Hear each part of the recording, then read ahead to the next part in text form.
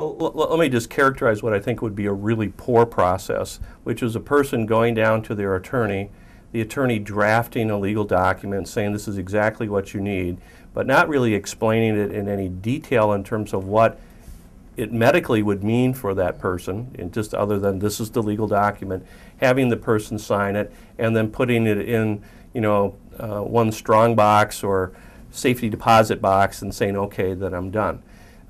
That kind of process clearly will not help anyone. And if you bring a document like that out kind of in the middle of a crisis, it often only adds to the crisis rather than resolving it. Mm-hmm. So the kinds of process that we're really looking for and what we would want our organizations and communities around the country to promote is this is a process. It takes some time. At the beginning, there's a few things you need to talk and decide about, which is who's going to make your decisions and pick a good decision maker.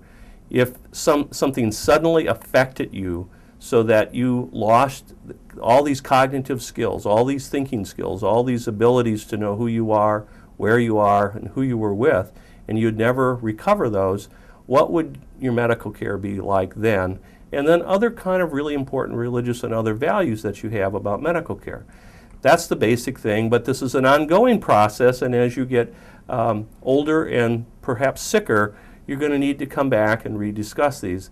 And I think what Linda was just talking about in terms of families, what families are really trying to grapple with is this basic issue of how do we care for each other when one of us gets very sick and the others have to make the medical decisions for that person.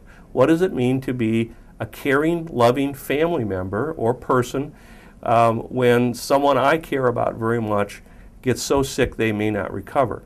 Our medical technology allows us to do a lot of things, but not all of them at some point are good, and family members have to sort out what it means to be caring in that situation.